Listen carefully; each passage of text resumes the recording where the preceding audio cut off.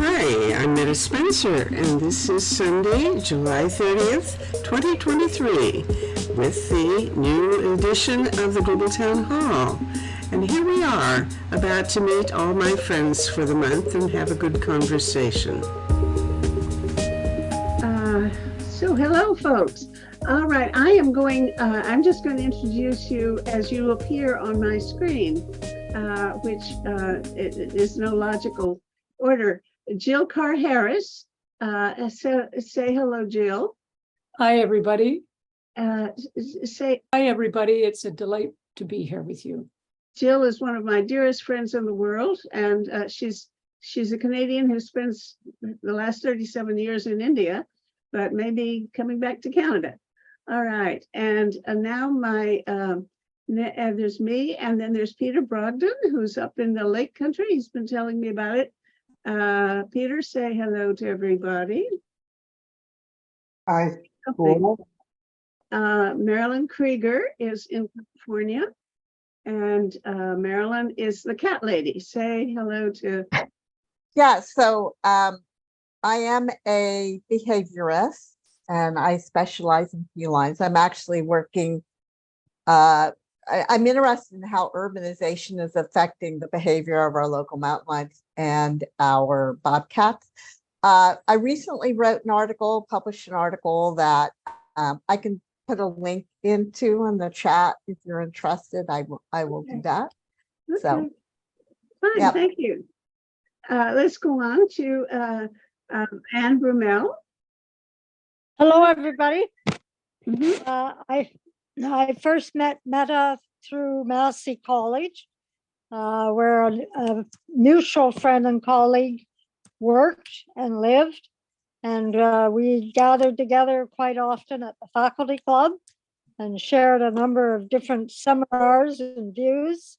And I've continued to express this interest over the years, although I have to say during COVID, I was rather shut down from doing a lot of things. I'm glad to be back. Thank you. Okay, and Sharina is in Batumi, Georgia. Batumi, yes.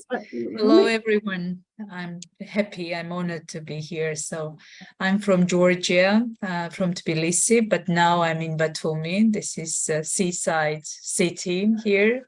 It's very noisy outside. People are having rest and relaxing, but I'm here for the reason. So tomorrow we are opening Diversity, Pluralism and Media Freedom Conference at Batumi State University. So, and we're organizing with local civil society actors, media organizations. It will be kind of intensive dialogue and discussion on this important issue. Yeah, thank you. You're interested in security issues very much. Yes, yes. Right. I'm from Civil Council on Defense and Security. So you and Jill already know each other because Jill hangs out with Georgia. Jill is my dear friend. Yeah, happy to see you. Okay, and Judith Han has already given us a little spiel. Say a little bit more, Judith. That you're Yeah, I'm an evolutionary biologist by training, living in San Diego. My area of specialization was in conflict resolution, gender differences, and whether or not we could apply this to war. What is our relationship to war? When do we start making war? Why do we make war? Could we ever end war? Which is what I'm working on right now. I've written several books on the subject. I have a very large website called afuturewithoutwar.org, or just afww.org.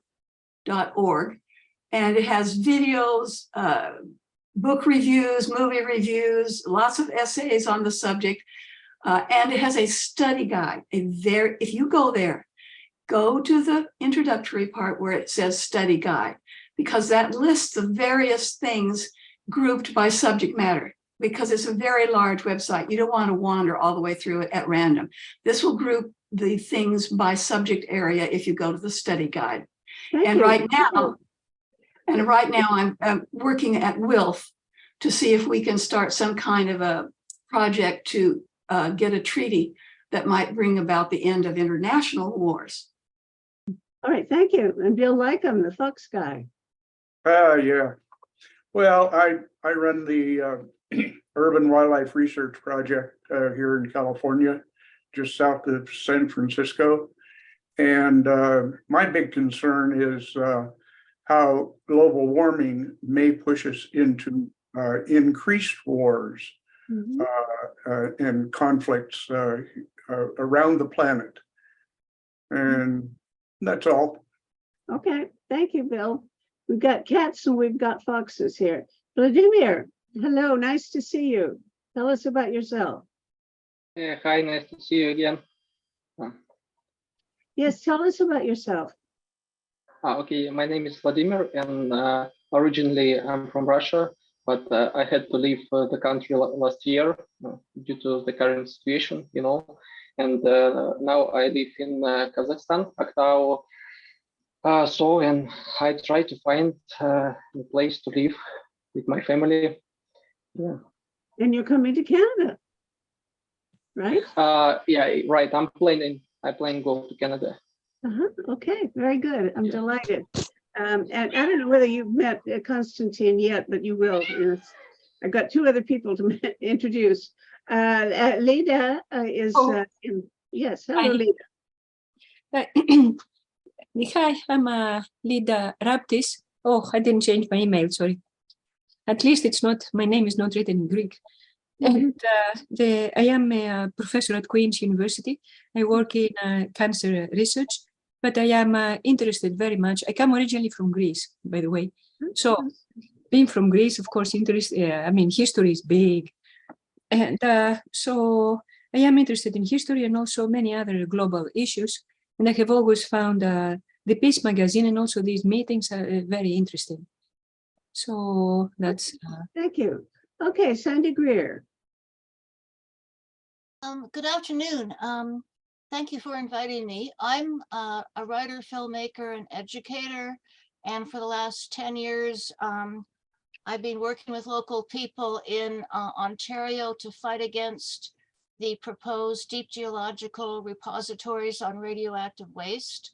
So my concern through all of my life's work for 40 years has been the cultural racism against Indigenous peoples. And so very much the Indigenous peoples also are involved in these possible deep geological repositories and the impacts on the natural environment and the water pathways, as well as human health. So what I'm trying to do through various activities is try to fight against the increased racism that has become so evident in North America. Sandy, is it possible to connect with you outside of this meeting, because our interests actually overlap? I'm also very involved in the Indigenous community and MMIW and some of the other things. Why don't you post some information about how to get together in the chat? And I will afterwards, I'll put that chat online later when I post, when I finish editing this. Dorothy Rosenberg. I'm Dorothy Golden Rosenberg, and I have known Meta for dozens of years, I guess now. And I'm Jill, I've been in touch with for many years as well. I am somebody who's been involved in peace and social justice and environment and so on for many, many decades. I did my master's in environmental studies at York, and I did my PhD at OISE, where I got to know Jill much better. And the good work that we've all been doing over the years is really impressive. I would like to also mention that I work closely with the Clean Air Alliance, and they put out wonderful material every week. As many of you probably know, Angela Bischoff puts out her reports for people to understand and sign petitions and be part of a much bigger picture than just a few of us. I'm really keen to introduce you all to Konstantin, who I'm just so thrilled to get to know Konstantin Samoilov, who is a Russian now living in Tashkent, Uzbekistan, and who is so dedicated. He is the most committed and big-hearted guy I know anywhere. Say hello, Konstantin, to Thank you so California. much, Meta, and thank you, everyone. Great to be here. My name is Konstantin Samalov. I am Russian. I was born and raised in Russia, lived in the USA for quite a few years, then moved back to Russia. And now I'm in exile in Tashkent, Uzbekistan. For the past 9 months, I've been trying to do 3 things. Primarily, first, to spread the truth of what Russia is doing to Ukraine and doing to itself, to create a support group here in Tashkent. I've founded Tashkent Breakfast Club, where Russians get together, and I'm trying to do the same thing in other countries right now. And the third, I'm trying to get Ukrainians and Russians at Tashkent Breakfast Club, so they sit at one table, talk, make amends, try to fix what's been broken by the Russian government. Wonderful. And it's just such a treat to have you with us, Konstantin. George Willobo. Yes. Hi, everyone. My name is George Willobo, and originally I'm from Uganda. I moved to Canada, and Toronto, Ontario is where I currently live with my 2 daughters and a wife. So I met Meta in some circumstances that until today we are now friends. And I also am an ambassador for peace and Great Lakes Peace Center that is based in Uganda. So currently I am doing project planning and management, but also I do events planning. So I currently manage organization or a company called Global Events Canada, which is currently organizing the Canada International Convention on Human Rights Promotion. Oh, here comes Alan back. Alan Haber is I always like to introduce you as the former head of the Students for Democratic Society back in the 60s, right? Well, we're the Seniors for Democratic Society now. SDS forever, including socialites. So we're multi-class, of course. And sleepers and slackers remain our largest group, of course. I'm most engaged with the Commons in Ann Arbor. And more generally, having come to think in my now many years of work, that the Commons, the privatization of the Commonwealth and the struggle for people's resources in that form of self-management, not by the government or by the corporation, is really a critical question all over the world. And we're trying to do that in Ann Arbor and finding a great deal of resistance, as the government does not want to give up its control of the so-called public wealth, and the corporations want to make their profits for the benefit of themselves.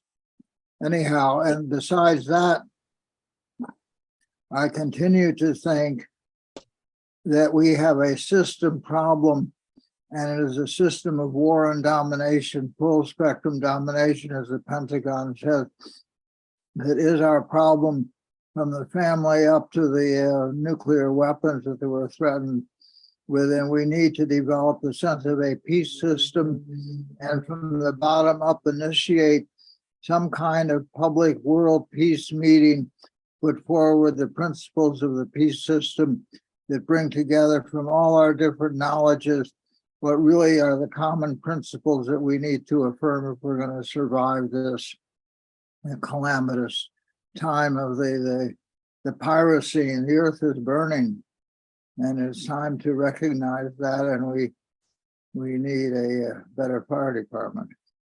Okay, thank you, Alan. And Peace and Justice Alliance. There's some stripes here, but I don't know. I don't see a face. And if you are a person, say hello. I guess not. And here we have a newcomer named Liz. Hello, Liz. Who are you? Oh, hi there. I'm just a Canadian living in Barrie, Ontario, and I'm a concerned citizen raising a family and just here for information. In Ontario, mother of two, and I'm a concerned citizen looking to do my part, participate in any protests that I can with my family, and do my little part for a better Canada, better world. Bless your heart. All right, and Rose Dyson, hello, dear. Hi, Rose Dyson, Toronto, senior citizen, recovering from a recent fall after giving a talk on climate change, or before giving a talk on climate change, which I'm very concerned about. All right, you mean you broke your hip and you went on and gave your talk? I didn't break my hip, but I did injure my knee and my left hand, but I'm recovering nicely. I managed to get through it. Bruna Noda. Say hello, Bruna, as soon as you get yourself unmuted. Hello. What are you up to these days? Oh, I am very much into building the White Poppy campaign from the beginning from the International Peace Day to the International Human Rights Day. That is the White Poppy for life, and adding the red poppy in November. So that's what I am doing with Conscience Canada. All right, thank you. One of the things that I'm doing, but anyway. Okay, the Peace and Justice Alliance is now a person. So instead of just a stripe, you can say hello. We have a lot of people here, although some people have vanished. I don't know what happened to Paul Werbos. He tried to get on 2 or 3 times, but I don't see his face. I hope he shows up again. Last I heard, he was on a cruise ship someplace, so he may have trouble with connectivity. I always scold people who go on cruises. I think that is not something people should be doing anymore, but I won't scold him. Okay. My name is Mominul Haq. I am Director for Peace and Justice Alliance, and we work for democracy and human rights and fight against corruption and kleptocracy. We are a new organization, but a small organization. We have been working for particularly in Asia region. Our main focus now in Bangladesh. As I talk with Meta about Bangladesh present human rights violation, undemocratic situation, the present regime of Bangladesh has been keeping power without people mandate since 2009. They have been violating human rights and democracy. In 2014 and 2018, there was no election. People had no a place to go for vote. At the midnight, present government, by the support of the police and administration, they took the power without people mandate. And 2 days ago, there was a huge protest and demonstration, peaceful protest against government injustice, inequality, oppression.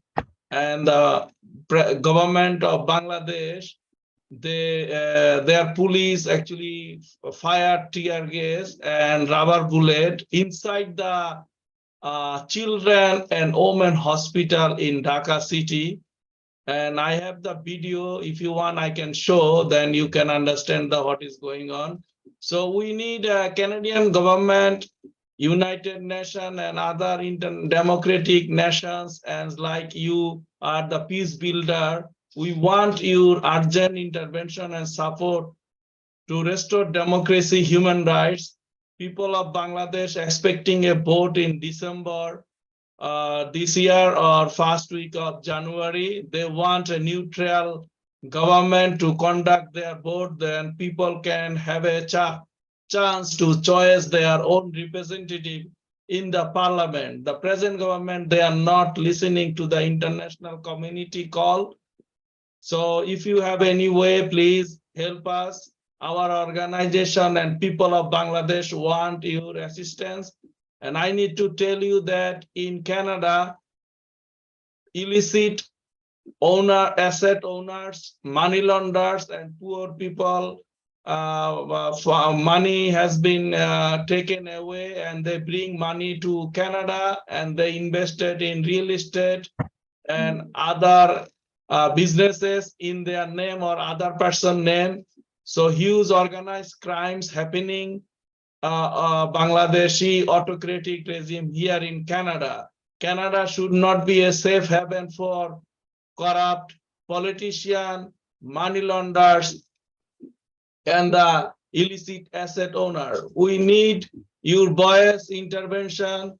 You can contact me anytime. My phone number is 647-764-2880. My name is Mominul Haq, and email is peaceandjusticealliance@gmail.com. I am now under the threat of the present regime, kind of exile, and I am like a kind of they are tracking me every time. The present regime embassy in Canada, they already threatening me several times. I should not say nothing against the present regime, injustice, inequality, corruption, money laundering.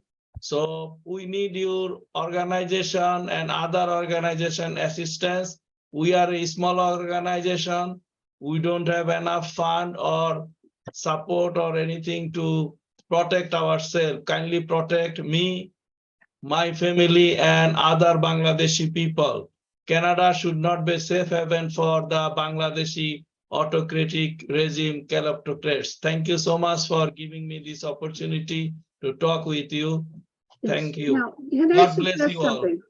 Can I suggest something that you put this in the chat, what you have, what you just told us with your email address and phone number and so on, but also go to our website, tosavetheworld.ca, and there are comment columns there where we would very much like for you to go to the, well, I would say go to the page on war and weapons, and or on governance, either one, and post your whatever you want to say there. Take all the space you need and describe your situation. And I hope that some of us will take a look at that and maybe pass it on and refer other people to that posting. So we'll all see it and see if we can consider some way of helping you, because I think you're quite right. Canada has no business helping with people, corrupt people, money launder. So that's a very important thing. And if we can do anything to help protect human rights in Bangladesh, we ought to be doing it. I have two new people to introduce you to. One is Martin Hallowell. Martin, I think you're unmuted, so please tell us a tiny bit about yourself.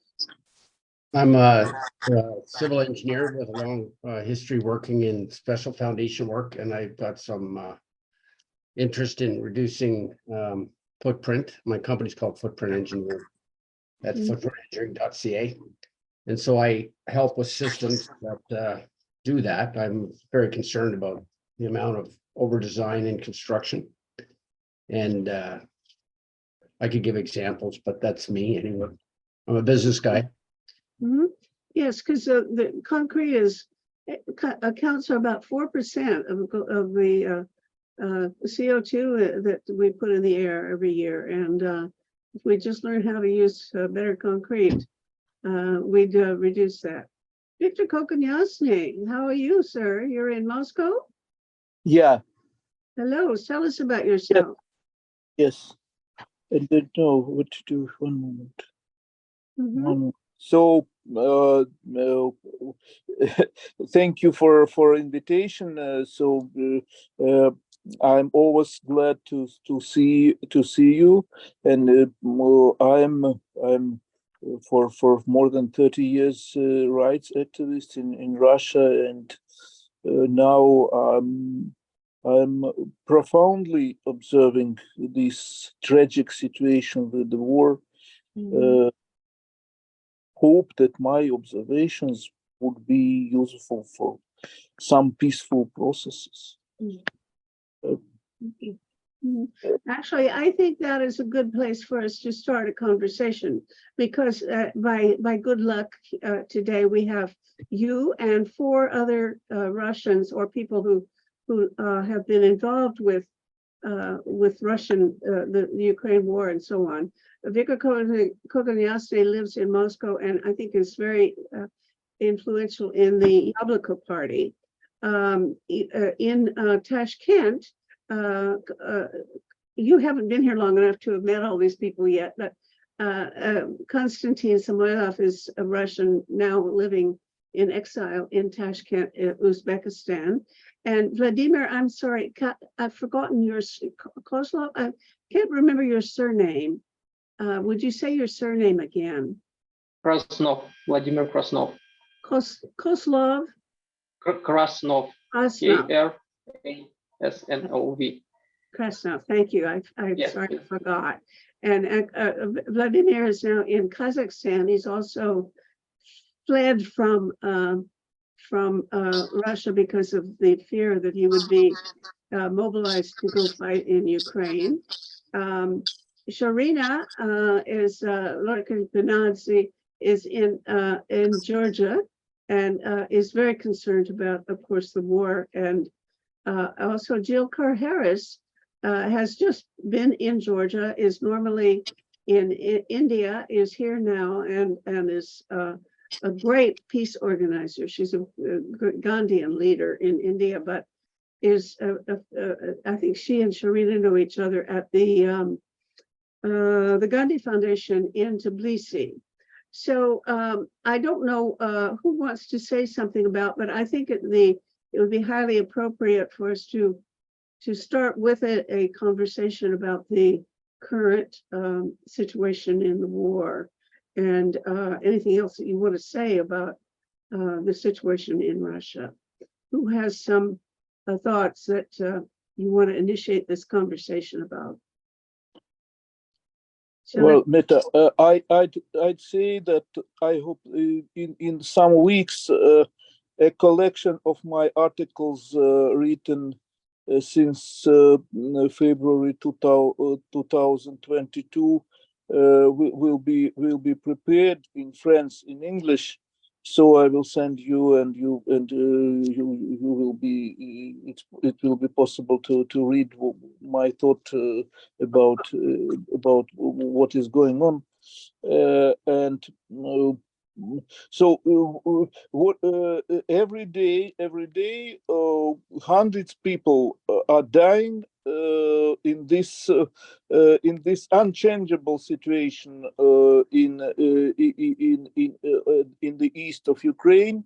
It is unchangeable. It is stationary situation for a very high price of 100 people every day. So Victor, can I ask a question? Victor, you're against Russia? What is? You're against Russia. Your position is that because other people have different opinions of what's going on there. I do not understand your question. The U.S. has put a lot of money there, and frankly, the Russia's already won that war. So I do not understand. I do not understand your question. I do not understand your question. I want to know your position relative to why do you think that Russia went in there? Why did they go in there? Russia, first of all, Russia, it is 150 millions of people. So, Russia is a very, very particular, very specific political system. So it is not democratic. It is a state of a particular interest, of a private interest. So it is a state of a group that uses military force wherever it wants. Now the main so I cannot you don't have an accurate understanding. I cannot be against Russia. Martin, let him speak. I'm Just trying to, Martin, but I hold can it. see where he's coming from, and I don't You subscribe. don't to need to his view. interrupt him. Let him finish. He's By the way, speaking. concrete's 40%, not 4%. You guys take care. Okay, go on, Victor. I do not understand absolutely. So so I cannot be against Russia because it is my country where I live, and I know a lot of people, and so I know this political system. I'm against this political system that initiated the war. And not now, many years previously, but I'm not against Russia. So I am for Russia. I hope that Russia will develop in change direction in some time. It is difficult to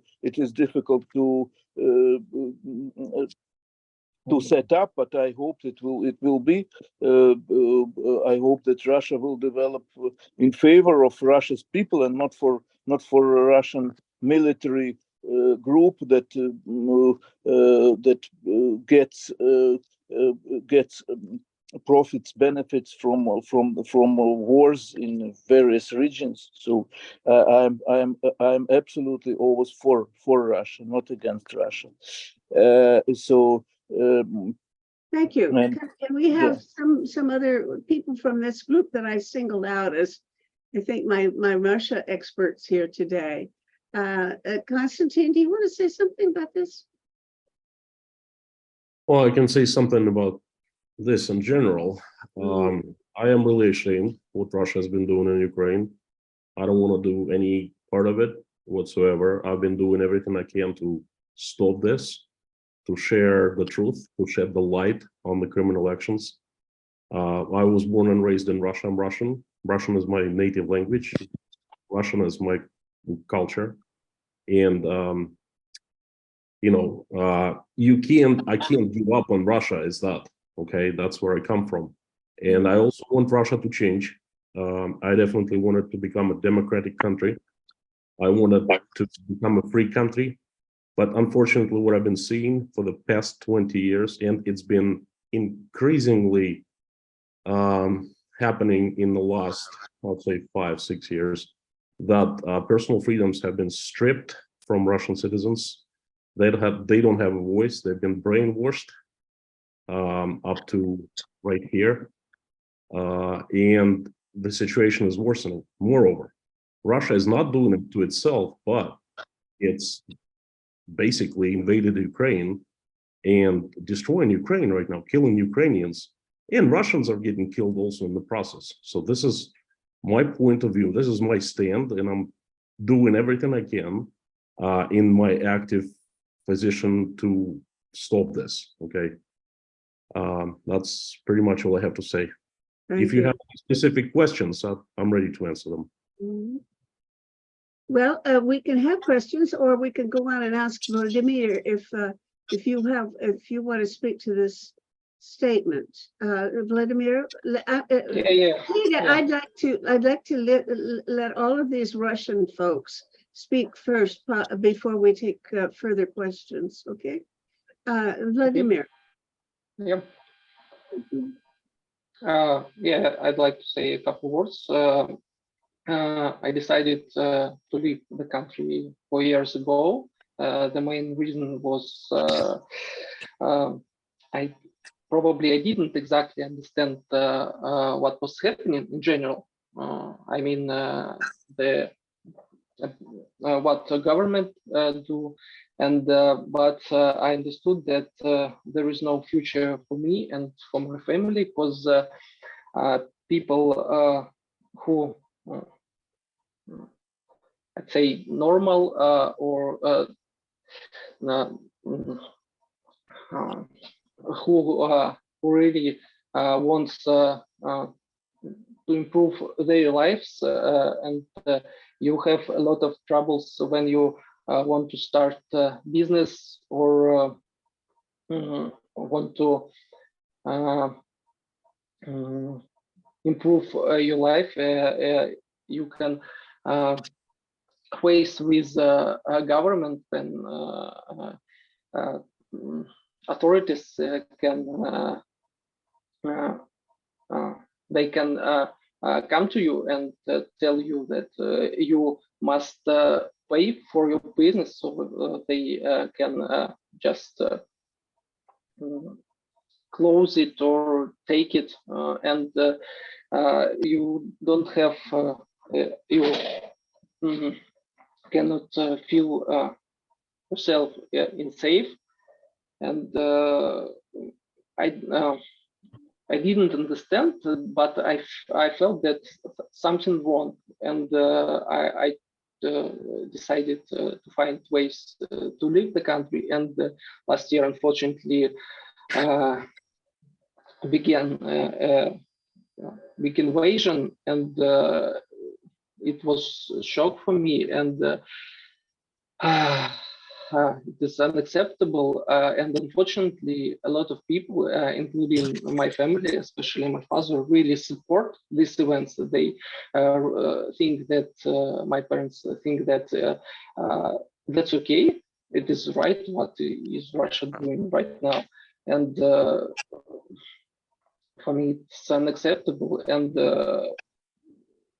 this personally, for me, this society probably something wrong with me, but I'm like an alien there, and I can feel support.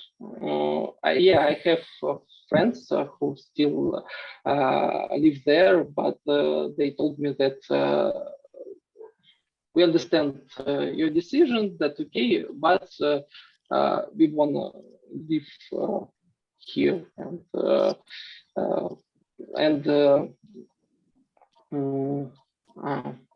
I decided to move to Canada because there are it is one of the best country for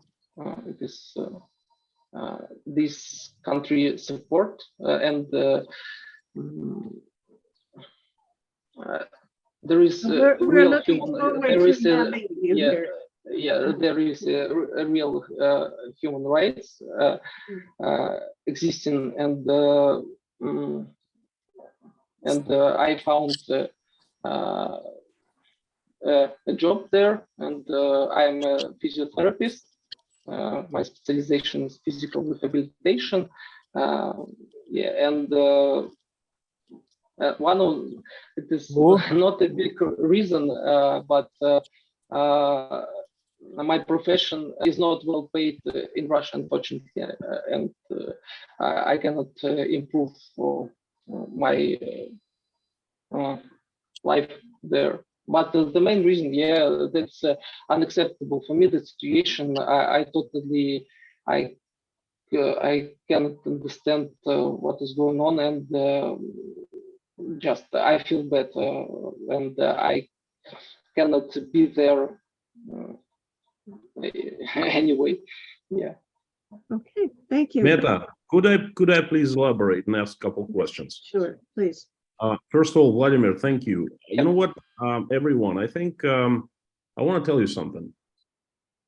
Last 19 years I spent in Russia, and you know what, I'm very guilty. I feel very guilty of what's been happening in Russia, because I've been watching, well, I was watching and sitting on my butt and pretty much caring about, well-being of myself, well-being of my family. Oh, I have a job, I was an executive, I went to work, you know, I was making money, trying to invest, trying to save, and so forth, trying to have a good life.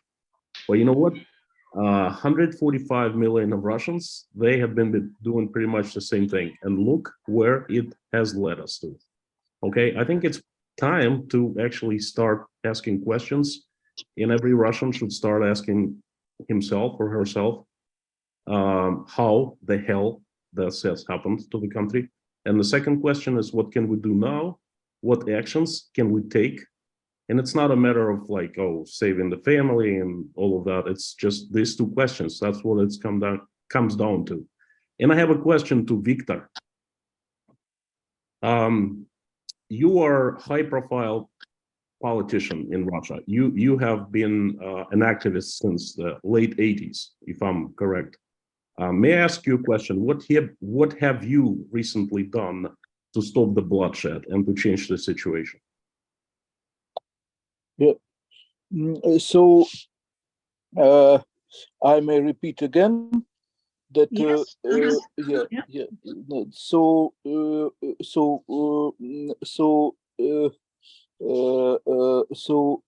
Russia since the years 90s is a state non-democratic with no influence of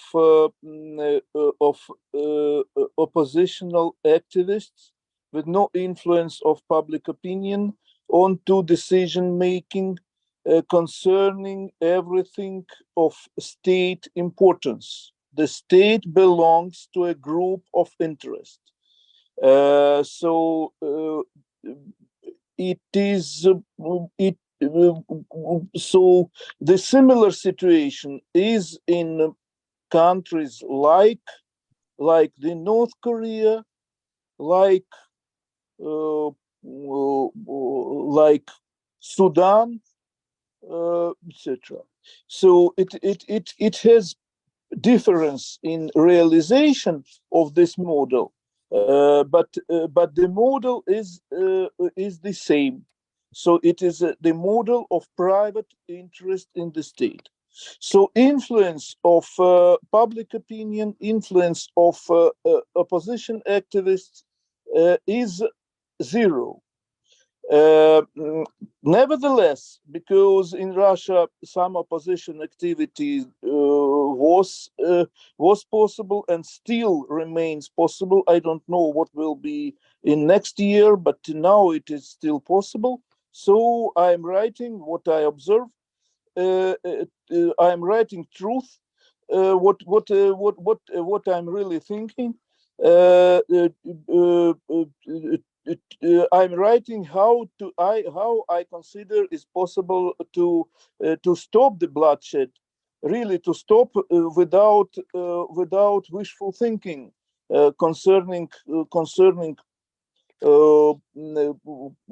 rapid development of Russia's political situation, concerning the situation in the field, in battlefield, because the situation in battlefield is absolutely tragic. Secondly, I'm trying to explain that despite Ukraine is the victim of the aggression, despite it, the reality of conflict, is more complicated that it need be imagined from outside. That is the post-Soviet world. The post-Soviet world is very complicated. The Soviet heritage, psychological heritage, public heritage, so is very strong everywhere on the post-Soviet space. It is absolutely tragic to do it. So it is unimaginable, difficult to imagine any tragedy more than conflict between two post-Soviet states. So because the mentality is very similar, So Ukraine has another political model, but tradition of mentality is very similar. This tradition about excludes any mode of compromise. So task of any Soviet people, of the Soviet society, is victory of the communism, victory over enemies. So it makes absolutely difficult, very difficult, to stop something that was harmfully, wrongly started. It is easy to start the war on the post-Soviet state, and it's absolutely difficult to stop it. More difficult than it was on Balkans, because on Balkans that is a little more rational mentality between Serbia and Croatia, for instance, even between Serbia and Kosovo, etc. So on post-Soviet states, it is irrational. So the task always is victory. So I don't know what to do in the situation when two states, one with the authoritarian model, with private interest state, with police state, another more pro-Western but not very liberal. So that when they plunge in a large-scale military conflict. So from the point of view of international law, Russia is guilty. But from the point of view of everyday reality, it is much more complicated, and it longs just year and a half. So in start it was one situation, now it is another situation, and I don't know how much it will long else. And every day brings hundreds human lives every day. Thank you. I have two more questions, and I will be quiet after that. First of all, you know, it's fairly easy. It's not so complicated. You either get bombed or you don't. You either have peaceful skies above you or you don't. You either get killed or you live. Black and white, just like that. There's no. I don't want to argue. This is my point of view. So if you want, pardon me, I don't want to argue. I don't want to argue. Slogans. This is a statement. I have two questions I would like to ask you. First of all, you said you are writing articles on how to stop the bloodshed. Okay, that's great. Where can we see the articles? Where do you share it? And my second question is, would you please tell us right now, in a nutshell, in a few sentences, the core idea of how to stop this bloodshed? Thank you. So first of all, that are some various directions what to do. One direction is to help Ukraine in various fields. In military, in economic, in political, etc. Another direction is to negotiate with Russia to find a way to stop this bloodshed, because the Russian leadership has some interest to that this war does not continue for decades. So. And to have interest to stop the war, because any long war always gets interest not to stop it, because it becomes surrounded by interest to continue for long time. So it is not so simplist. It is not so simplist, and the way of slogans does not give the solution for people that are dying in real conditions in the fields without any result. Thank you. Well understood question, answer. Thank you. And second question is, where do you share your articles, your thoughts? In Facebook, it will be published in France in 1-2 months.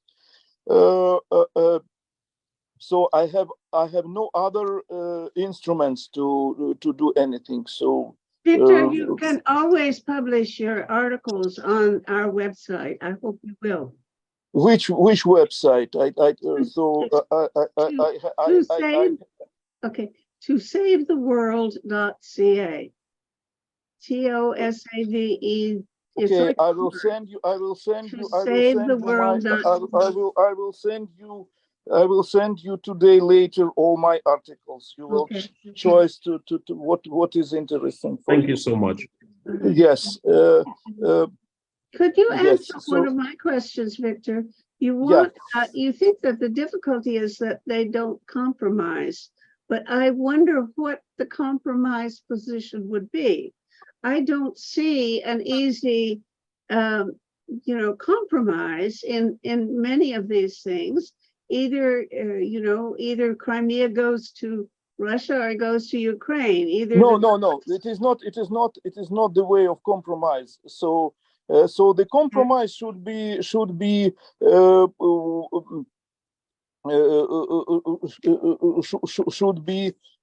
a number of steps for time so to return territories to Ukraine, I think, in time, not immediately, but because and in exchange to return Russia to international communities and to return its interests.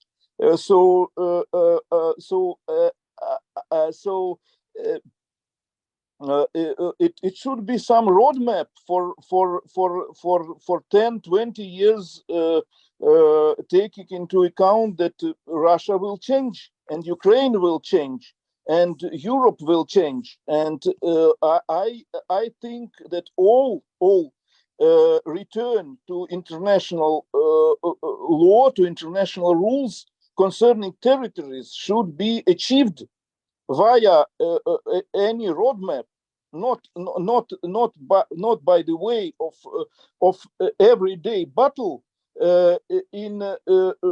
for territories that are really very small. And so I deny the idea of Clausewitz that war is continue of politics. So that should be other ways to return Russia into international framework, not by price of 20 years, guys, of Ukraine. So it is my conviction, it is my view. So the continue of war that is possible for years, for undetermined number of years, for undetermined number, that is cynicism and interest of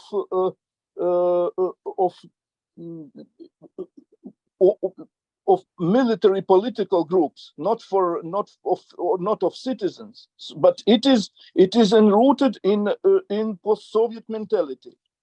Victory and immediately. So in practice, it gives unlimited war, unlimited victory immediately gives unlimited war with unlimited number of victims. So it is terrible. So some political process should be started and thoroughly elaborated. So otherwise it will be absolutely unpredictable. So thank you. Okay. Yes. I'd like to get both Sharina's and Jill's views on all of these related matters, because Sharina works in security issues in Georgia and is surrounded now, of course, with people from Russia who are refugees from Russia. Would you speak to these issues? What have you been reacting to as you listen to this conversation, Sharina? Yes, thank you, Meta. So personally, I'm having different reactions. So listening to Victor, actually, I don't know what is post-Soviet mentality. I mean, I don't feel myself being any post-Soviet, even though I lived in Soviet Union for very little period of time of my life. And I think here, when Victor, you speak about change. I don't know what's this change. I think the first thing Europe was always giving Russia opportunity. So Russia being part of the international system, everything. So there was reset politics by Americans in 2009, right after Russia's invasion to Georgia. There were all these opportunities for Russia, and Russia failed everyone. And with this war in Ukraine, actually, Russia is dragging all post-Soviet states into I don't know, somewhere. I mean, it still continues, even without intervening, invading now Georgia. On the other hand, Georgia politics is getting like not so good, and so on. And on the other hand, Georgia accepted, and we have a lot of refugees from Russia. And I'm in Batumi, it's full of Russian citizens. Russian cruise ships are coming here and enjoying, relaxing here. And you see, I don't know who should change. And who should be part of negotiations from Russia. Still, this criminal regime which is there. I don't think so. I think that even at this point, I don't see any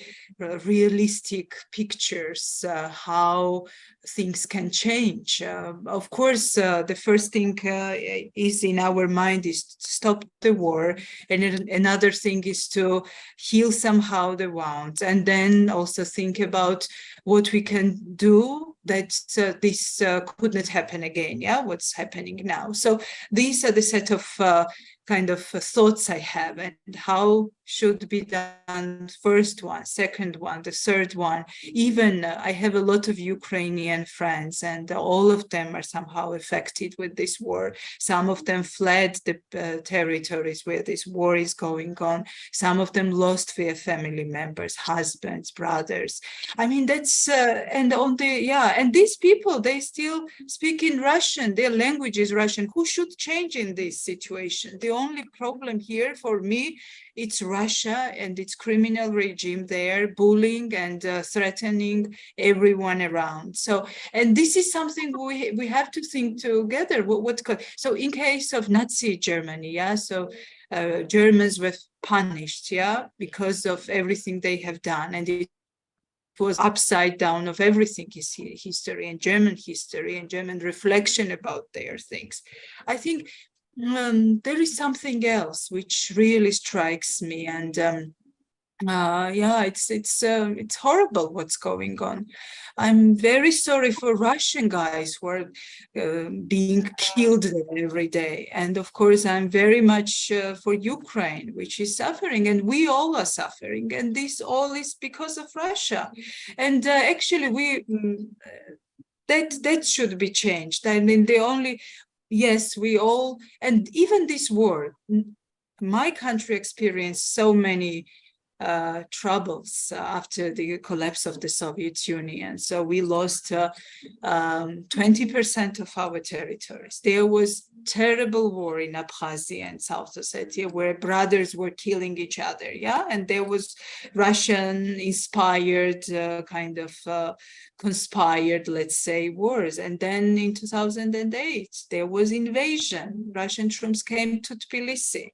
So, I mean, these are things I'm thinking, and what can be done. And I'm a very peaceful person at the same time. And I'm really trying to understand how we can contribute to this. Yes. First of all, bloodshed should be stopped. First of all, secondly, the pattern should be found to transform Russian authoritarian police regime of private interest. To evolve it, to make an evolution of that to democratic direction. So now about 600 of persons in Russia are imprisoned for 1 year, only for one year, are imprisoned for long terms for their words against war. So I am not imprisoned, but it is not clear for me exactly which is the reason for that one are imprisoned and others are not imprisoned. But for everyone is that threat to be imprisoned for any word against this war. That's why people are emigrating. That's why people are silent, etc. So to transform peacefully Russia into something other than it is now, it is a great task, very serious, very responsible task. Okay, now let's we've got some hands here. I want to give Sharina a chance to reply, and then in this order, I will ask Konstantin to say something, and then Rose, and then Lida. Okay. Sharina, do you have something to say back? Yeah, I only can say that this transformation, I mean, thinking about that transformation is a little bit, it will come later. So the first thing is just to somehow stop bloodshed, but to support Ukraine somehow to win, or I don't know. That support is very important for me because it could not be stopped otherwise. I think there some drastic actions should be taken. So, and this is the first thing for me. And transformation and healing the wounds and implications, results of the war. This is something. I mean, this is very important step, but it comes later. But of course, it does not. It does not mean that we should not speak about that. But for me, it's still very long-term perspective from this point. Thank you very much. I should have asked Jill. You haven't put your hand up, Jill, but you were on my list a long time ago. Do you want to speak first and then Konstantin again? Sure. I want to thank Victor for being so forthright while being in Moscow, and I can appreciate his own security concerns and the people he works with.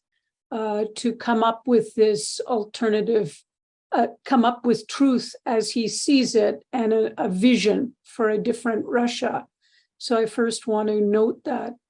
But secondly, to say, Victor and Konstantin, Vladimir, I have really seen the work, seen Russia's attitude in Georgia over a number of years, and especially after the invasion of 2008 and the civil strife of Abkhazia and South Ossetia. These are occupied areas of the country from the Georgian perspective.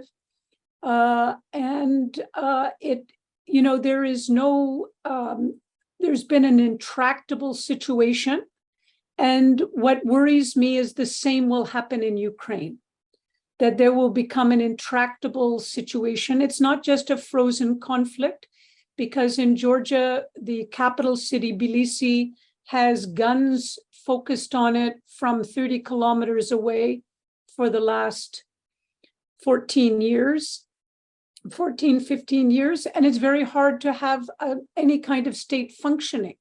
I've also seen within the South Caucasian region how Russia has played to not allow even an internal accommodation, forget, it's, a direction towards the European Union.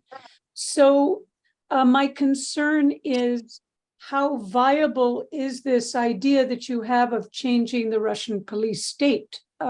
It seems like a wish list as you speak, but I know your heart is there. I appreciate the intention is real, but it's just, it makes us all wonder how you change it. And if you stop the bloodshed immediately, what accountability do we have on getting Russia to make any alterations on the 4 annexed territories? So first of all, so maybe it's a dream, but without changing the Russian system, we will get more and more and then you repeating similar situations. Because the nature of the Russian police state is to repeat military conflicts, military clashes everywhere. So it is its nature. So if it is not changed, so it will be repeated as long as it is possible. So it is a task. It is a very serious task, very responsible task. Secondly, it is impossible to win militarily Russian army. It is impossible because it is even if 1% of Russian population actively support this war of Russia's administration, even 1%. So it is 1.5 million of people. So it is a big number for the army. It is impossible to win it. The United States maybe can win Russian army, China or NATO integrally, but Ukraine cannot win the Russian army. Ukraine can defend Kiev, can defend Kharkiv, but cannot win Russian army. So it looks from here, it looks illogical attempts to win Russian army on the battlefield. It is strong. It is unrealistic to win it on the battlefield. So can we go on? I think you made your point. Konstantin, then Rose, and then Lida. I would like to address the Georgian lady. I apologize, I didn't get your name. Basically, I would thank you for, and you and your country for what you've done to the Russian refugees, because I know very well. I have tons of people who came from Georgia to Tashkent and who came to Georgia, from Georgia and to Georgia. I've met lots of them, and I've been to Georgia myself, and I know Georgian people, very warm, very loving, very hospitable, and this situation is, thank you folks, thank you so much, Madlova. Just in general, I'd like to just tell you, I don't understand.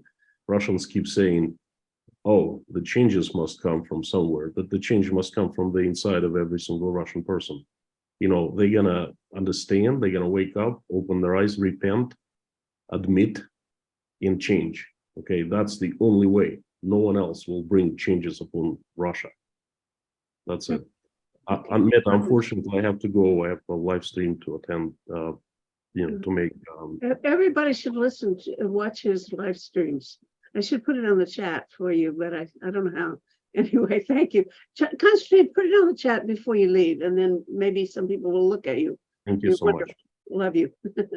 Okay, Rose. Okay, well, it's certainly very interesting to hear what the Russian, those of you of Russian descent are saying. But I'm just Victor, and I think Konstantin, you too, say there's really no opposition to the current autocratic Putin regime. And what about Navalny and his? I know he's in jail now, but there's he's obviously somebody that's been trying to affect some kind of resistance to the Putin regime. Is there any hope in that context at all? And also, when it comes to the need for some kind of negotiations between the two sides, between the Russian and Ukrainians, as someone that worries a great deal about climate change and its impact, might that be a factor? Or is there any concern at all in Russia about what's happening as a result of this conflict and the attention and resources that it's taking away from another urgent global threat? Yes, it is taking away, surely. It is absolutely irresponsible approach of Putin to global policy making, because really we have global problems. And Putin started this war because his own reasons, and it deviates surely from global problems. So concerning Navalny, first of all, I may note that he is nationalist, and I am not partisan of Navalny, but now he is in prison for a very long term. First, and any mentioning of name Navalny in Russia, it's direct way to prison. So that is the situation of any of radical opposition. So main part of Navalny supporters are emigrated, because otherwise they go together with him to prison. Otherwise they go directly to prison. It is pity. So I do not share their nationalism, but it is the situation. They are opponents to Putin.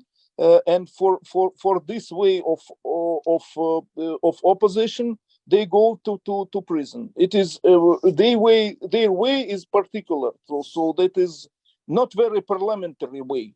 So they hope that Russia will undergo some social revolution, etc. I do not have such hope. Russia will not undergo social revolution. It is not realistic. absolutely. So Russian system may be transformed step by step because the bureaucracy has no interest in wars. It wants stability and it wants better quality of policy making and contacts with the global forces, with the West. Surely the bureaucracy wants it. So Putin is against its own bureaucracy, but he is owner of the state. Yes. Yeah, okay, thank you, Victor. I want to go on to Lida, who's put her hand up a long time ago. Yes, Lida. You see, including me as an outsider, I have never been to Russia. I have quite a few friends, but I have never been there myself. I don't speak the language and so on. But so it's difficult for someone like me to make sense out of the different opposing things that we hear from everywhere. But I think there is a group called Code Pink, which is a peace group. They have received several prizes for that. And in a nutshell, their position is that Putin's invasion was illegal and abhorrent, of course, but he did have provocation by NATO. And the purpose of NATO that was started in 1949 was none other but against Russia. During the war, Russians and Americans, God of all gods, were together against Hitler. But once after the war, all of a sudden, the direction changed, shifted completely. The Germans were the good guys, the Russians were the bad guys. Anyway, so in other words, Putin had lots of provocation. I would very highly recommend, and I read it several times to understand it, this book that's been put up by, you may know about it already. It says Making Sense Out of a Senseless Conflict. It's not a big book, and it says all of that. And now, I understand fully that people may want to leave their own country, and leave Russia, for example, but I left Greece because of a military junta. When you're talking about no human rights, how much more do you want? Oops, a mirror. How much more do you want than having someone from the army simply saying ahead of a university, this is how things are going to be. Someone who has no idea about anything of the affairs of the university. The expression used was, we decide and we order. How much more do you want about totalitarianism? What I mean is that there is totalitarianism from the left, but also from the right, which can't say which one is worse.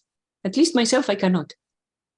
And there are, of course, I grew up during the Cold War, of course, and we have had lots and lots and lots of garbage. For example, that Greeks and Russians have always been enemies.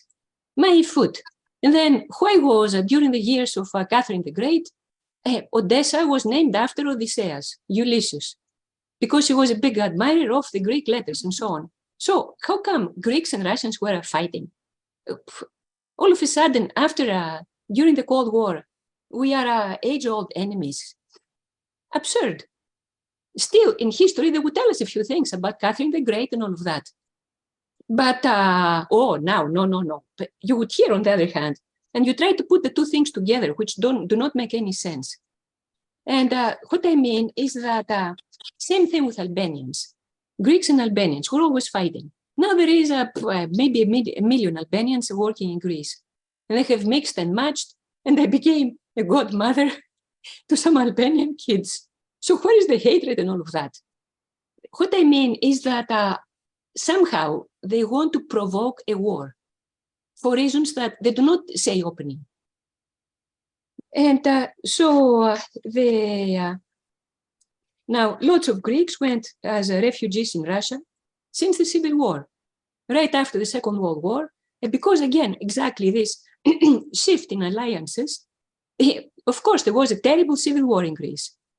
And people who fought the Germans, all of a sudden, and many of them were killed, all of a sudden became the bad guys. No, they were doing that. They were fighting the Germans because they wanted to bring the Russians in. And I mean, who said that and from what? And now, the recent numbers I heard is that there are something like, there used to be at least, something like 80,000 Greeks in Poland. Some came back to Greece after the junta fell in '74. And for me, it was very much eye-opening and very interesting to see. They have lived say from 47 till many were born even, and in Eastern Europe. So all of that, that is, what I mean is that we cannot demonize one side or the other. Because I do not think, as I said before, either of the two superpowers have the moral high ground. And now, as it says in this book, and I remember reading the news, about 3 months or something, 2.5 months after the invasion of Ukraine, Erdogan, for his own whatever reasons, whatever they are, he wanted to bring somehow peace. So he invited both sides, and many other sides, invited them to Antalya in Turkey. And they tried to negotiate. The only way would be to start negotiating what's going to happen with perhaps Crimea to be independent together with Donbass and so on. And so the US's position was, now is the time to weaken Russia. So no talks, just war. Keep blasting them till they disappear. For one thing, at face value at least, this is very, very stupid. Russia is not going to go. I mean, a nuclear superpower is not going to go without blasting the globe. So to say that is very stupid. I don't know, whoever said that was kind of senile. So the only way is some sort of negotiation. Let's try to figure it out, figure things out. There are so many people, Russian people, living in Donbass, and in Crimea has a whole bunch of Greeks. I mean, if you see there all of the names of the cities, Mariupol, Evpatoria, I don't say the Greek version of that, but they are very similar. So, I mean, Crimea is, I think, something separate from the rest of the Ukraine. It has so many others. And so there is no way to bring about peace than, first of all, the promise, for whatever that promise would be, no more expansion of NATO. Because NATO is a big threat, of course. It's not the European Union, it's a big military organization that it was made against Russia. So, can't say that it is something minor. Putin did have a position. I don't know the politicians what they would say, but I am just an outsider, you see, trying to understand.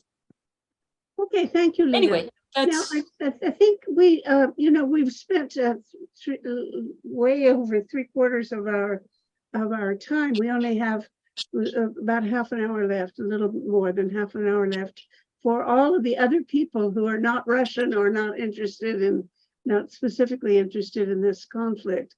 So there are many other people with concerns. We have to have a little bit of a conversation about Bangladesh, but apart from that, I think we've not talked about other people's concerns. Can we, I don't want to change the subject, but I think I do want to open it up a little bit. Do some of you have issues that you'd like to share with us, or things that have been going on in your life that you want to talk about? Yes, Mr. Bangladesh, I'm sorry, I don't see your name written down. So, yes, sir. Speak. Sorry, I am coming again, and I'm extremely expressing my gratitude. You giving me the opportunity to talk. Like whatever I heard about the Russia-Ukraine conflict, main thing is a global situation has divided that you are with the autocracy or you with the democracy. You are with the looters, like kleptocrats, corrupt politician, money launderers, or you with the people who don't have any power, voice, and nothing to say. So this situation going on, what is going on in Russia, same thing in Bangladesh. So the present regime keeping power, like the strategy, she has been taken from Russia, Putin. In 2012, the Russia and Bangladesh government had an agreement to set up nuclear plant in Bangladesh, and Putin giving her $12 billion. Now the power plant is not working, but mainly the money has been transferred to different place. And the family of the present government, prime minister, they too taken all the money, poor people money.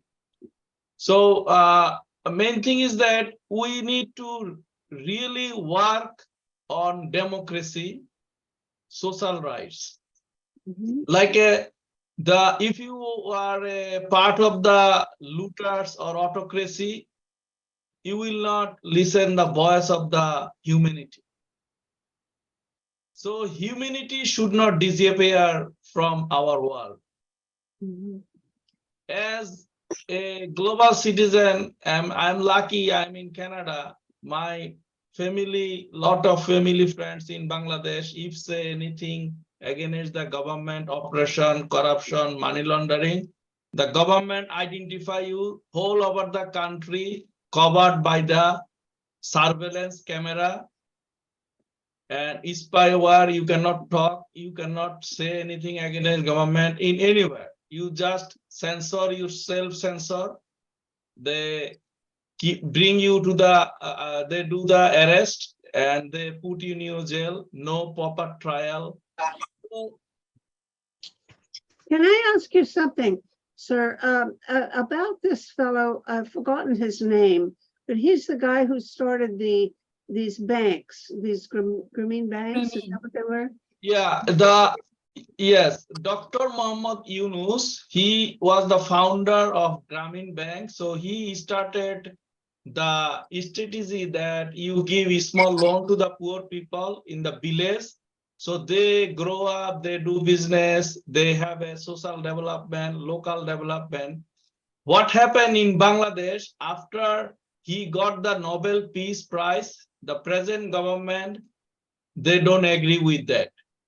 Then now the present, the Dr. Muhammad Yunus, Nobel laureate, he is the victim of oppression of the present regime. And every time they are harassing him, and they using the judicial system because they politicize judicial, armed forces, election commission, all the administration mechanism using against who says something against the present regime. So Dr.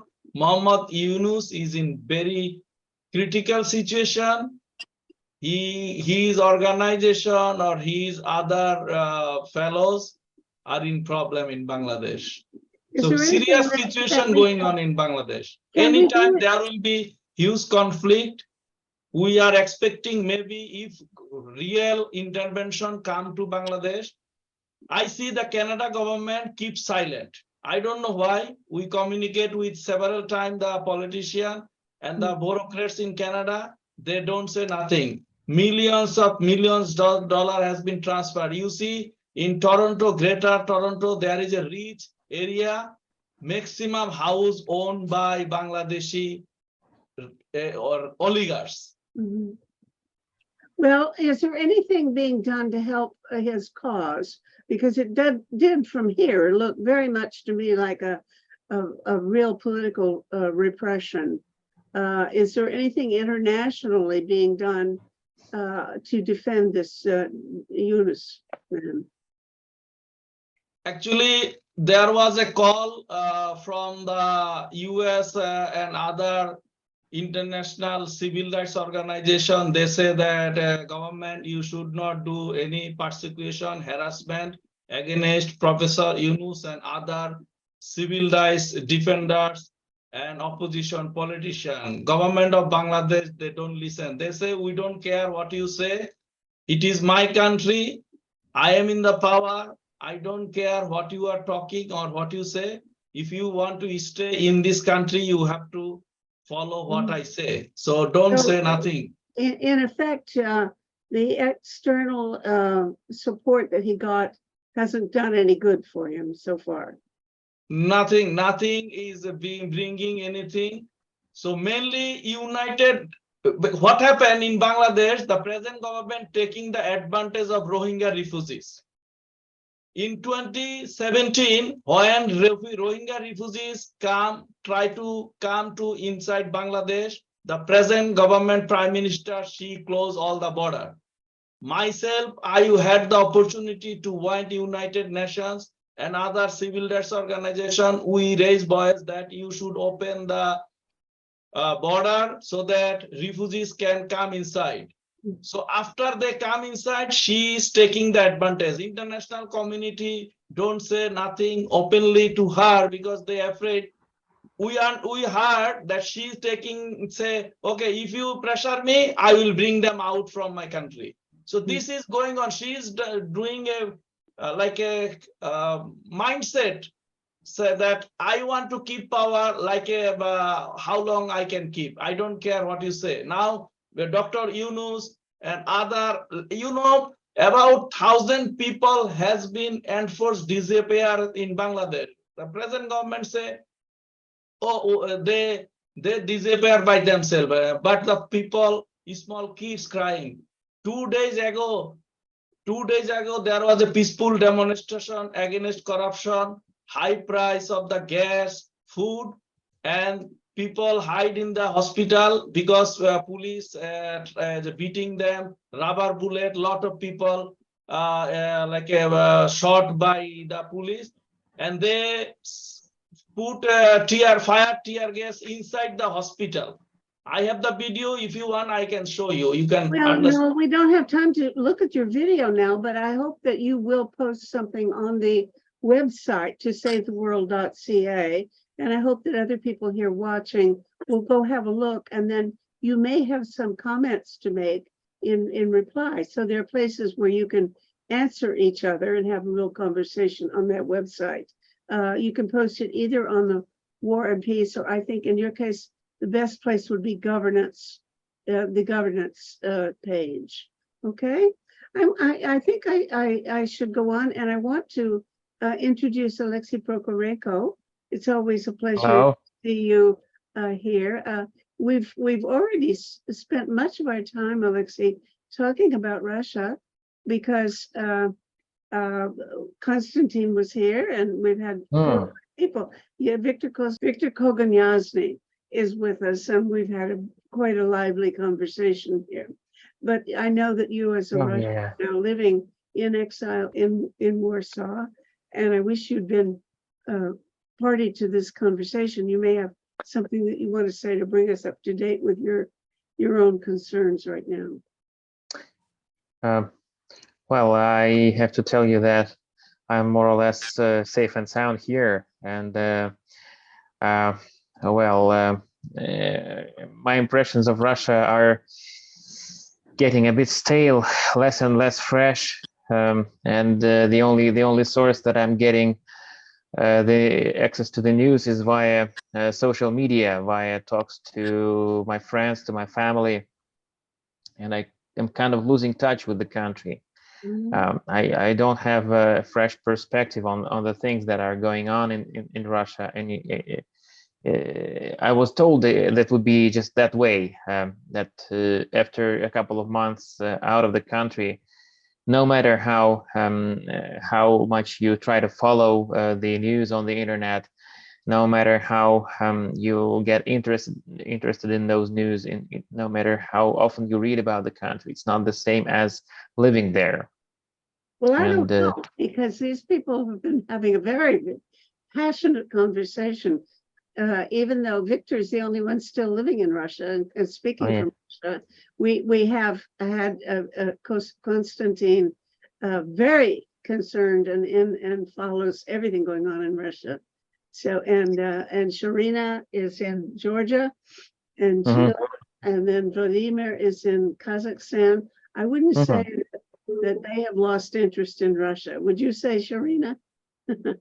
No, of course not. Yeah, but it's quite, the situation is very complicated actually, because, for instance, like 2 days ago in Batumi, there was a big cruise ship line came into Batumi port, and there was a big demonstration. of course it was peaceful demonstration, but kind of sending messages to Russian people that very bad things are happening in Ukraine and you are not welcome, but not to people, but to the regime, of course. But of course, there were some remarks from Russians as well. Some of them, the camera of our televisions catch those comments, something that we freed Abkhazia from Georgians and something like that. But we should not generalize. So I'm against generalizing all these things, because it's not helping us to solve problems or to concentrate on problems. But these are the facts, which of course need some kind of attention, and also it gives us understanding on what's happening in somebody's minds and hearts, and it's not an easy situation, of course. But on the other hand, I think Georgia is kind of very unique example.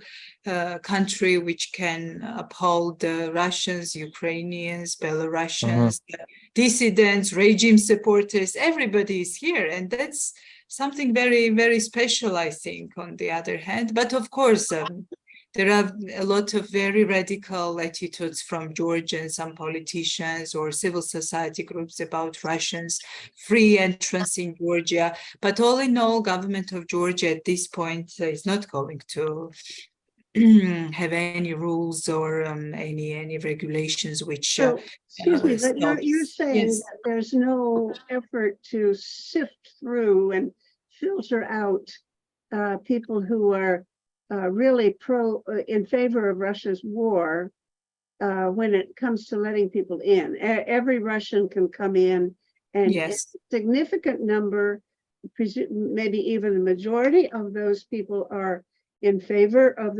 Russia's policy? Yeah, I don't think so, Meta. I think that this several waves of entrance of Russian citizens, which happened in the end of February, beginning of March, and then another wave was in summer last year, and then in September. Mostly those people who were escaping regime, escaping mobilization, they were entering the country. But some of them are staying here, some of them are leaving Georgia and move to Europe or Turkey. So there is this very dynamic movement of people here from Georgia, in Georgia. So, I mean, it's very, very difficult. But of course, there is no filter. I mean, who is coming, who is supporter or who is not supporter? Of course, there is not such filter. And on the other hand, Russian people, they keep quite low profile. So they are not trying to be seen or very active or even actively demonstrating something. But but as I know, and I have some touch to this issue, they are active. They have a lot of like their own community groups. They have a lot of sharing. Young people in their 20s or early 30s, mainly this is kind of age group which entered Georgia. So, and they have a lot of bars and cafes in the center of Tbilisi, and this is also a platform, a venue of exchange, I think, and discussing about the future. Do they speak freely in these bars? And if you go in there, do you get a sense of, is there a consensus among the people in the bar about politics, or are they strongly divided among themselves? Let's say all within the Russian community, do you get any sense of where they're, what's the center of gravity of their political it's so different. I think those who go to these bars, they are more free-spirited people who really have consensus on Russia's stance and on the Ukraine issue. But those who go to restaurants and to eating khinkali and khachapuri, they are still with kind of this Soviet mentality and not very sure about. That's so interesting about this food and attitude. I'll be back in a second. Yeah, so, but all in all, we have no idea. Of course, what we see on Radio Free Europe, they have in Georgia very good podcasts when Georgian and Russians are speaking to each other.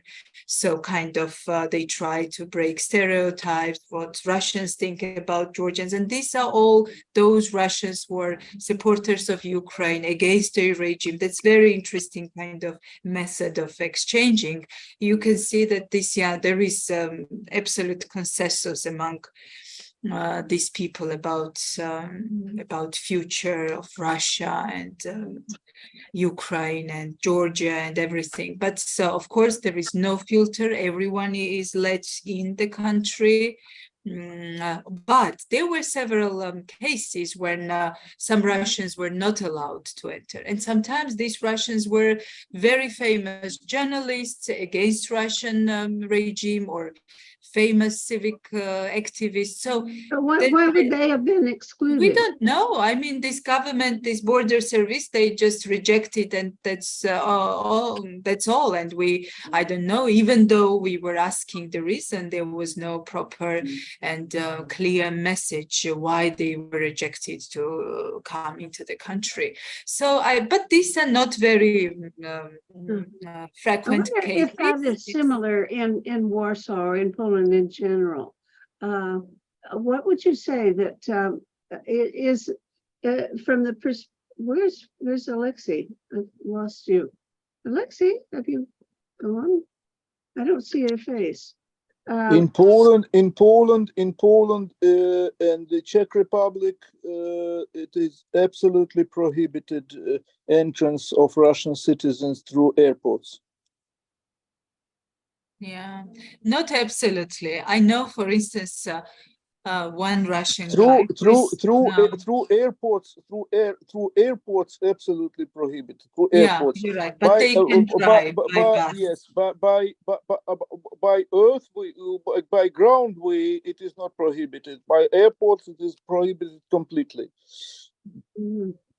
Now that brings up a whole different question about the situation of people like Konstantin and Vladimir, who left Russia because they didn't want to fight, and they're finding it quite difficult to get papers to come into some of the countries that they'd like to live in. I think, Vladimir, you may have your problem solved by now, or at least seem to be close to it. But can you tell us a little bit about the predicament of people such as yourself in Kazakhstan, who could lose the right to even remain in Kazakhstan and might even be deported back to Russia? Can you explain that plight? Because I've been very concerned about helping men who had left Russia because they didn't want to fight, but who nevertheless were not admitted to some of the countries they'd like to go to. Can you talk about it a little, Vladimir? Okay, yeah. There is a restriction for being here without residence, for example, and you must have kind of temporary permission for being here. I have that one, and local people helped me. Without them, I couldn't do it. So, and but in my situation, I have to leave the country in this autumn, or continue this permission, but it could be can be a problem. And but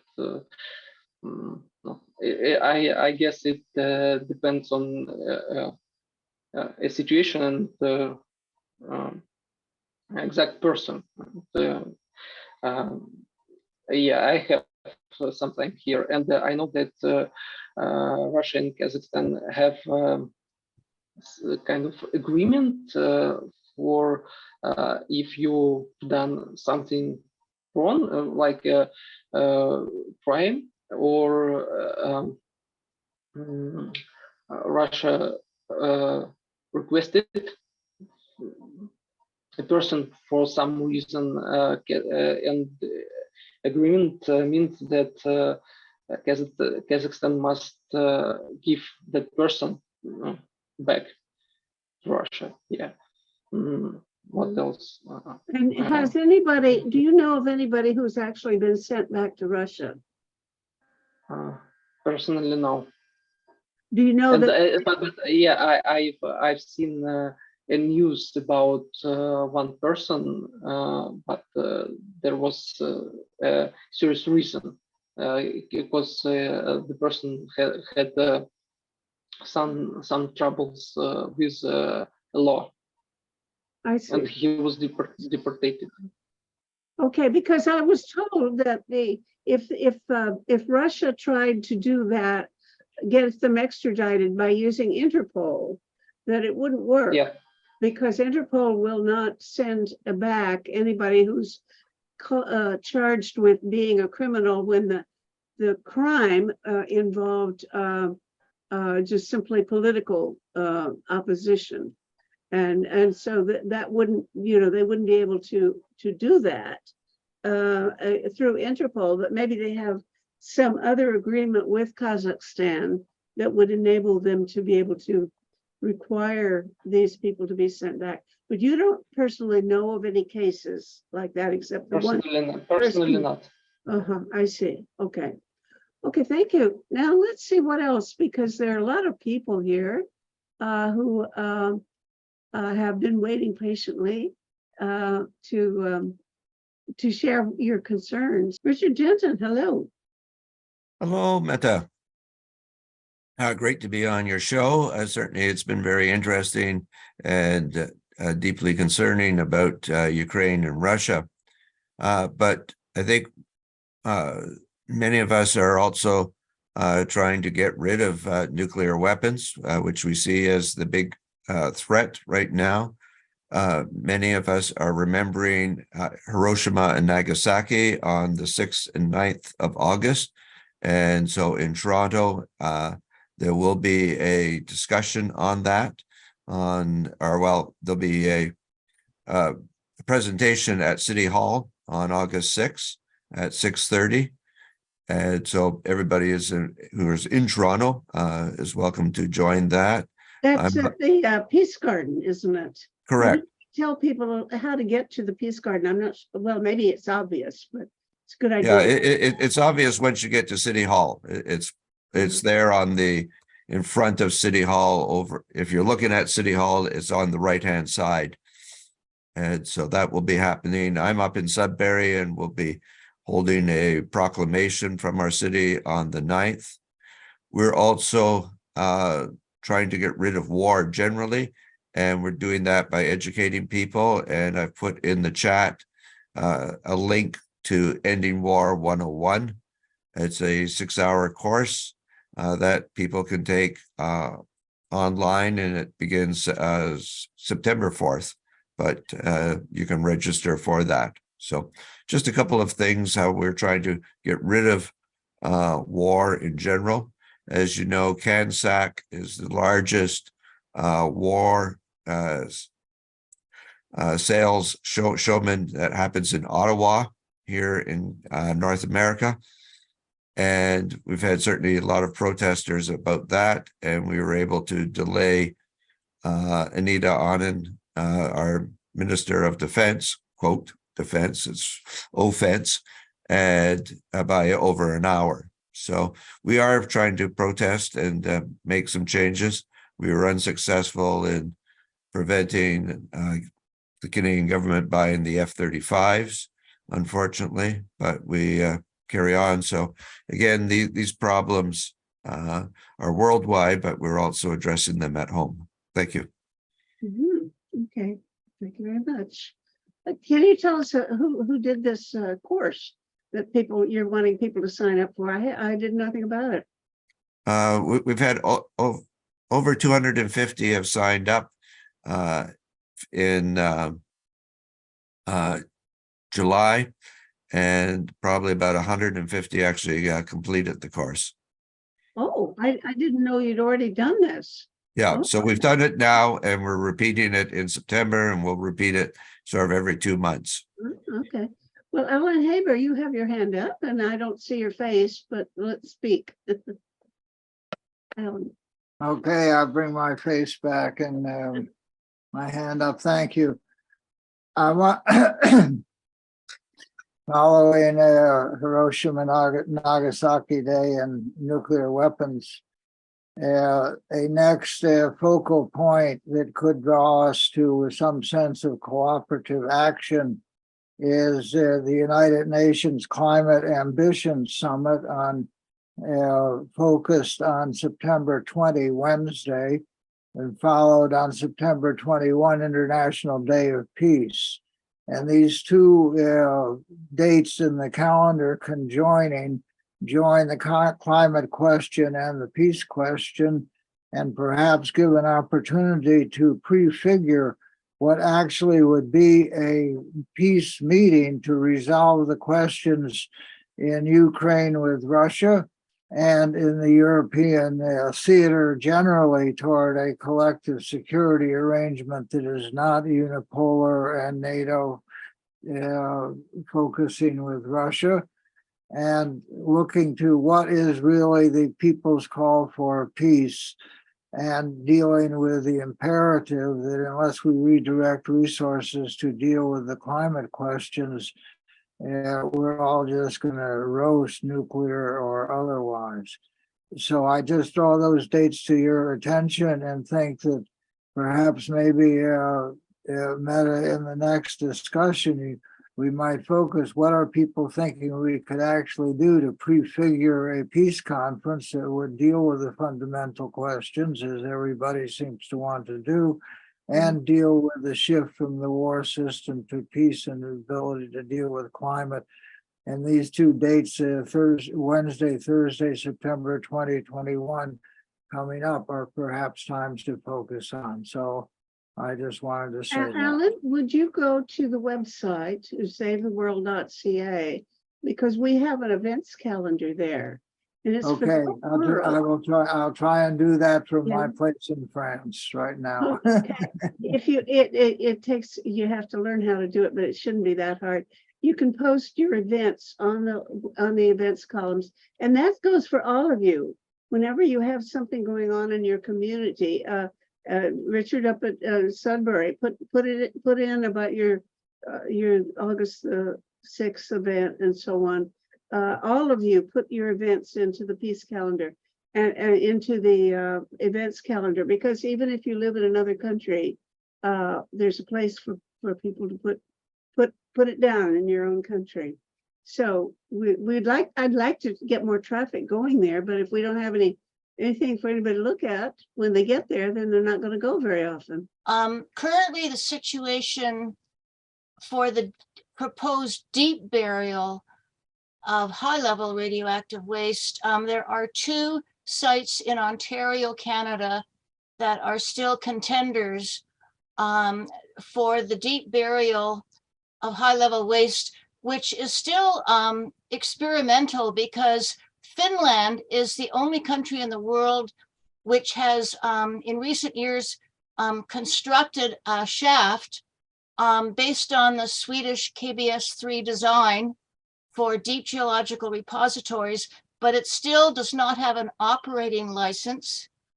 And there is no scientific evidence to actually guarantee any long-term safety of deep burial of radionuclides, aside from all of the above ground accidents and worries about long distance transportation, because such a project, which is the acronym is DGR, that all of the nuclear waste produced in Canada now and in the future would end up in this single place for deep burial of used fuel bundles. So that pertains to the currently operating nuclear power plants across Canada. Also, it's possible, and this is only recently being revealed by the Nuclear Waste Management Organization, who is the proponent of this project, that also it's possible that intermediate level waste may be added in future. And on top of that, there are proposed small modular nuclear reactors that are being funded by the federal government to be developed in Canada. They also are experimental and will create other types of nuclear waste, which also will end up in these proposed DGRs. So it's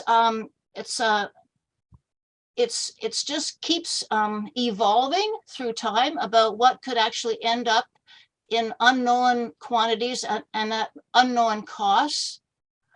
And it's a huge worry. And unfortunately, news media is doing a very poor job of even informing the wider public about what's going on. And it's a huge worry because the local activists don't have the capacity to really educate the wider public. And it's just really frustrating and really worrisome, because if we don't do something to stop it within the next year, because in a year's time, there will be a site selection decision that one of the two communities, and one is in Midwestern Ontario, the community of South Bruce, and it's where there's important farmland. So it's either going to be possibly happen on prime farmland, which is being lost every day in Ontario, or alternatively, the site selection could be chosen for Northern Ontario, where there's many First Nation communities that are already dealing with contamination of water from various mining projects and trying to get their human rights recognized, that they have a right to be consulted and be participants more actively in this decision-making process. So I could say more about it, but I hope that sort of in a nutshell gives you a picture. Gives us some awareness of what you're worried about and why. Okay, we're coming to the end of our little visit here. It's been a stimulating and sometimes troubling conversation, but I think it's useful, and it's nice to know that we can all be friends, even though obviously there are issues that are really very difficult to us to imagine how to completely resolve between our various points of view. I hope you'll come back in a month. We always do this on the last Sunday of every month. And in the meantime, I hope I may very well be sending out notices to those of you who are members of Project Save the World. We have a few members already, but those of you who want to be members can join. And you can't just join, but because you have been on the Global Town Hall, we'll be happy to invite you to become a member if that interests you. And then we may have a meeting one of these days and talk about other ways in which we can all participate better and use our energies in concert together to try to accomplish a few things. So thank you all for attending. And unless somebody has one final word, if you do, speak now, because I'm about to say goodbye to everybody. Don't see any hands. So thank you all, and I'll see you next. Bye. Thank you. Goodbye. Thank you. Project Save the World produces these forums, and this is episode number 564. Please watch them or listen to them as audio podcasts on our website, tosavetheworld.ca. People share information there about 6 global issues. To find a particular talk show, enter its title or episode number in the search bar, or the name of one of the guest speakers. Project Save the World also produces a quarterly online publication, Peace Magazine. You can subscribe for $20 Canadian per year. Just go to pressreader.com on your browser, and in the search bar, enter the word peace. You'll see buttons to click to subscribe.